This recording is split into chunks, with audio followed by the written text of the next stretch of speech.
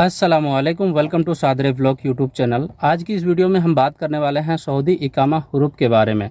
जो लोग सऊदी से डिपोर्ट होकर तरहील के ज़रिए या इंडियन एम्बेसी या पुलिस में पकड़वा के जेल के ज़रिए इंडिया गए हैं, उनका सवाल है क्या इस कंट्री में हम आ सकते हैं या नहीं आ सकते हैं। हमने कोई जुल्म नहीं किया। तो आज की इस वीडियो में आप लोगों के साथ फुल डिटेल में बात करने वाला हूं। अगर आप सऊदी में काम कर रहे हैं या आपके ऊपर हुरूफ लग चुका है तो आपको घबराना नहीं है, आप अपने हुरूफ को रिमूव करवा सकते हैं। वो भी किस तरह से करवा सकते हैं, आज की इस वीडियो में फुल डिटेल में बात करेंगे। तो इस वीडियो को एक अभी से लाइक कर दीजिए। अगर आप मेरे इस चैनल पर पहली बार आए तो कृपया चैनल को सब्सक्राइब कर लीजिए, ताकि मैं कोई भी वीडियो अपलोड करूँ तो उसका नोटिफिकेशन आपके पास सबसे पहले आ जाए।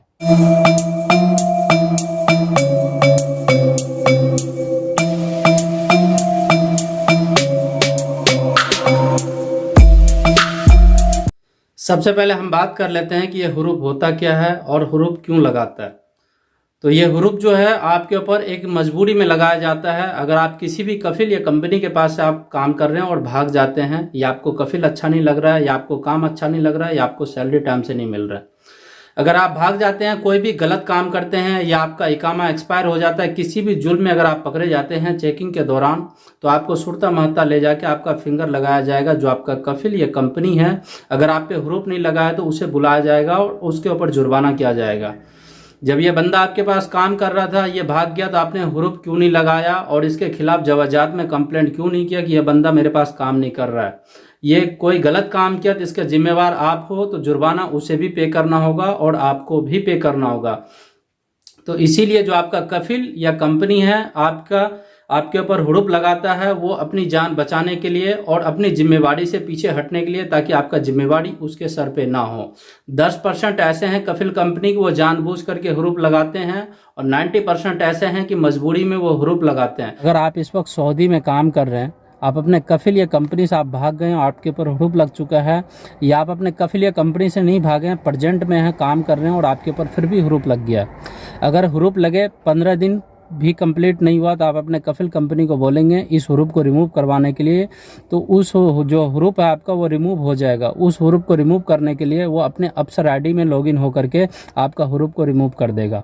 अगर 15 दिन कंप्लीट हो गया, 15 दिन बाद आप जाके सलाह मशवरा करवाते हैं, तो इस हुरूफ को रिमूव करवाने के लिए जो आपका कफिल या कंपनी है वो जवाजात में जाके एप्लीकेशन देगा, उसके बाद ही वो हुरूफ रिमूव होगा। इसमें कुछ ऐसा पे है कि उसको करना होगा, उसके बाद हुरूफ आपका रिमूव होगा।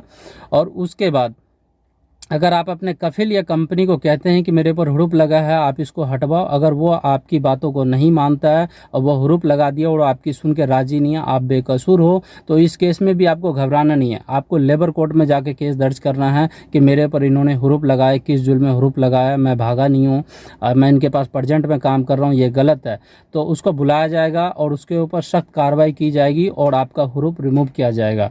अगर आप अपने कफिल कंपनी से खुद भाग चुके हैं, आपकी गलती है, या वो आपको परेशान कर रहा था, या वो आपको टाइम से सैलरी नहीं दे रहा था, उन्होंने अगर आप पे हुरूफ लगा दिया, इस केस में अगर आप गलत हो तो आप इंडियन एम्बेसी में कांटेक्ट करो। अगर आपको अपने देश वापस जाना है तो इंडियन एम्बेसी में जब कांटेक्ट करते हैं तो वो आपसे एक फॉर्म भरवाएगा।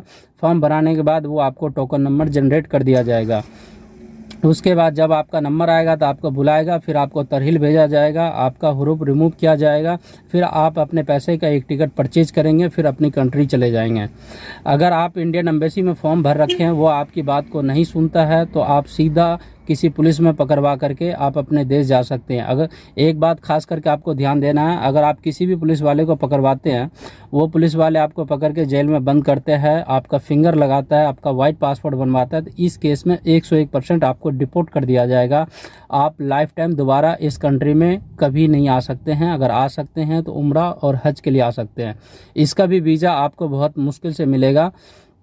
अगर आप इंडियन एम्बेसी के ज़रिए जाते हैं या आप तरहील के ज़रिए जाते हैं, तो इन दोनों ही ज़रिए में अगर आप जाते हैं तो आपका 3 साल का बैन है। 3 साल बाद आप इस कंट्री में आ सकते हैं, अगर आपको इस कंट्री से डिपोर्ट नहीं किया गया तो। अगर आप अपने कफिल के ऊपर केस किए, कोर्ट में मामला पहुंचा, कोर्ट में मामला पहुंचने के बाद आपका सलाह मशवरा हो गया, वो आपको हुरूफ रिमूव करके अगर आपको टिकट दे करके भेज देता तो आप चले जाते हो। आप 3 साल के लिए बैन हो, 3 साल बाद आप आ सकते हो।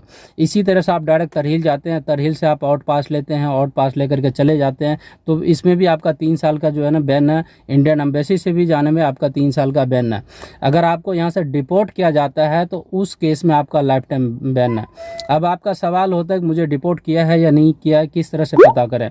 अगर आपका एंट्री इस कंट्री में बैन होगा तो आपका वीज़ा स्टैंप नहीं होगा और आपका इस कंट्री का वीज़ा ही नहीं लगेगा। तो आप इस बात को स्टैंप समझ सकते हैं। और ऑनलाइन आप खुद से नहीं चेक कर सकते हैं कि आपके ऊपर, अगर आप इस कंट्री को छोड़ के चले जाते हैं तो आप खुद चेक नहीं कर सकते हैं कि आपके ऊपर क्या एंट्री बैन है या नहीं है। ये वही चेक कर सकता है जो बड़ा ट्रैवल एजेंट है, जहाँ से आप वीज़ा स्टैंप करवाते हैं, आप उनसे कांटेक्ट कीजिए। जब आप मेडिकल कराते हैं तो उसके बाद मोफा इशू किया जाता है। मोफा का भी सेम प्रोसीजर होता है, जितने भी फॉर्म वगैरह है सबमिट करना होता है। सबमिट करने के बाद जो सऊदी जवाजात है यहाँ जाकर के फॉर्म आता है, फिर यहाँ से ये ओके करते हैं, फिर आपका मोफा इशू होता है। अगर आपका बैन होगा तो आपका मोफा भी इशू नहीं होगा। तो खास करके इन बात का आपको ध्यान देना है। अगर आप पे हुरूप लगा है तो आपको घबराना नहीं है और आपको टेंशन नहीं लेना है।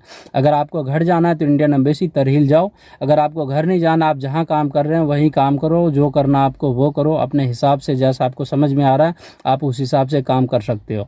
अगर आप अपने कफिल या कंपनी के ऊपर आपने केस कर दिया है और आपके ऊपर केस चल रहा है और किसी भी जगह पे अगर चेकिंग चल रहा है और चेकिंग के दौरान आपको पुलिस वाले उठा करके थाने में ले जाते हैं सुरता महत्ता में और आपसे फिंगर लगवाएगा, देखेगा इनके ऊपर केस चल रहा है, इन्होंने लेबर कोर्ट में केस किया है, तो आपको जेल में बंद नहीं करेंगे, आपको छोड़ दिया जाएगा कि आप जाओ, आपको जहाँ जाना है।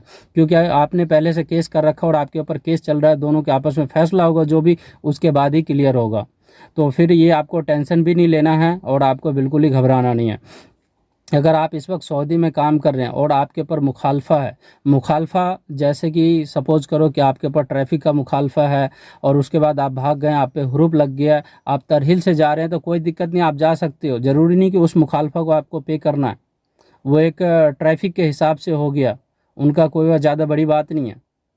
तो इस तरह से आप बिल्कुल जा सकते हैं क्योंकि आपको डिपोर्ट किया जा रहा है। आप जब डिपोर्ट हो रहे तो आप लाइफ टाइम के लिए बैन है। दूसरी बात, एक और सवाल था आप लोगों का, अगर आप सऊदी में काम कर रहे हैं और आप किसी भी मोबाइल से या जेन से अगर मोबाइल आप फाइनेंस करवा लेते हैं और फाइनेंस करवाने के बाद 1 या 2 किस्त देते हैं, उसके बाद आप अपनी कंट्री वापस चले जाते हैं, तो आप जा सकते हैं, बिल्कुल जा सकते हैं। फाइनल एग्जिट नहीं जा सकते हैं, छुट्टी जा सकते हैं। भविष्य में अगर आप 3 साल बाद इस कंट्री वापसी रिटर्न करेंगे तो आपको वो पे करना होगा जो अमाउंट है। एक बार टोटल तो नहीं देना, फिर दोबारा वो किस्त बना देंगे कि किस्तों पे आपको पैसा पे करना है। तो इन चीज़ को खास करके ध्यान दें, कभी भी किसी भी कंट्री से अपना रास्ता बंद करके न जाए, रास्ता खोल करके जाए। तो ये हुरूप के हवाले से आप लोगों का जो खास अपडेट आ रहा था और मैसेज आ रहा था, इसकी पूरी डिटेल में आप लोगों को जवाब दिया हूँ। तो ये वीडियो आपको कैसा लगा मुझे कमेंट करके ज़रूर बताइएगा। इस वीडियो को दोस्तों में भी शेयर कीजिए, व्हाट्सएप पे, फेसबुक पे, ट्विटर पे, क्योंकि जिन भाइयों को मालूम नहीं है उन्हें भी इन चीज़ के बारे में मालूम हो सके।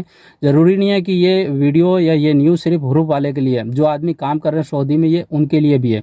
किसी भी चीज़ को मालूमात करना, किसी भी चीज़ के बारे में हासिल कर लेना, ये ज़्यादा अच्छी बात है, ताकि आने वाले टाइम में ये चीज़, ये मैसेज, ये बातें हमारे काम आ सके।